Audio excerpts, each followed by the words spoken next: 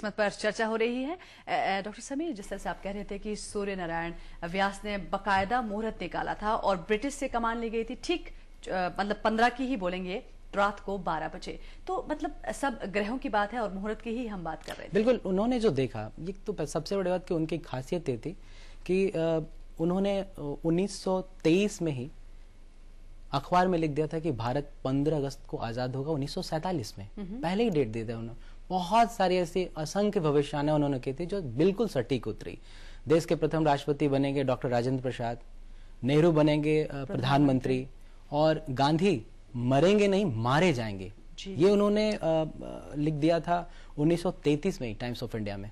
तो बहुत प्रकांड विद्वान थे और वो इन लोगों के संपर्क में थे, राजेंद्र बाबू के संपर्क में, नेहरू जी के संपर्क में। तो आजादी की जब बात आई तो उन्होंने सजेस्ट किया कि देखिए ये मुहूर्त ठीक नहीं दिन के समय में। रात में क्या था, स्थिर लग्न मिल रहा था, वृषभ लग्न, और नक्षत्रों का सम्राट कहते हैं पुष्य, पुष्य नक्षत्र कहते हैं, पुष्य नक्षत्र मिल रहा था। और रात में 12 बजे के आसपास अभिजीत मुहूर्त होता है, बहुत शुभ माना जाता है।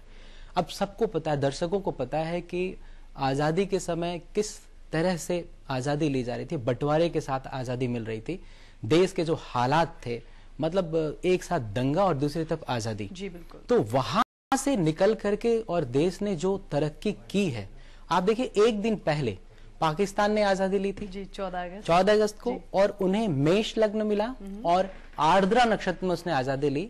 और पंडित जी ने पहले बता दिया था कि पाकिस्तान में लोकतंत्र का दिवाला निकलेगा और भारत में लोकतंत्र की दिवाली मनेगी। सामने है, सारी दुनिया देख रही है कि पाकिस्तान कहाँ है और हम कहाँ है। तो ये जो तरक्की हुई है और जो विकास हुआ है, इसमें आप ज्योतिष की भूमिका को बिल्कुल ही नकार सकते, बहुत बड़ा योगदान है। और जैसे विकास की आप बात कर रहे हैं, और जिस तरह से रिपोर्ट में भी आपने देखा कि 50 साल बाद भारत की काफी तरक्की होगी, और ये उस योग में लिखा गया था।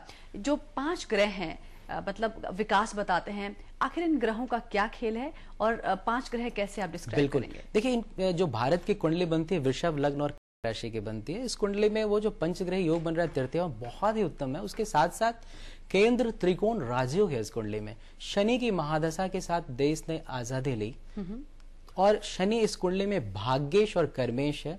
लग्न के स्वामी शुक्र के साथ, पंचम के स्वामी बुध के साथ उसकी युति है।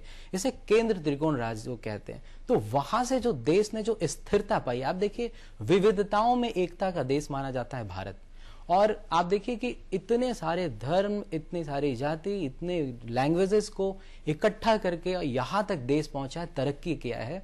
तो आप मान के चले कि इस लग्न का बहुत ही महत्व है। स्थिर लग्न, स्थिरता रही हमारे देश में, और जब भी जरूरत पड़े पूरा देश खड़ा हुआ है। आप देखिए औद्योगिक क्षेत्र में हम देखें, बौद्धिक स्तर पर देखें, इस कुंडली में आप देखेंगे लग्नेश शुक्र का संबंध पंचमे से है। जब ये युति बनती है तो देश बौद्धिक स्तर पर बहुत विकास करेगा। और देखिए भारत का डंका पूरी दुनिया में पीटा जा रहा है।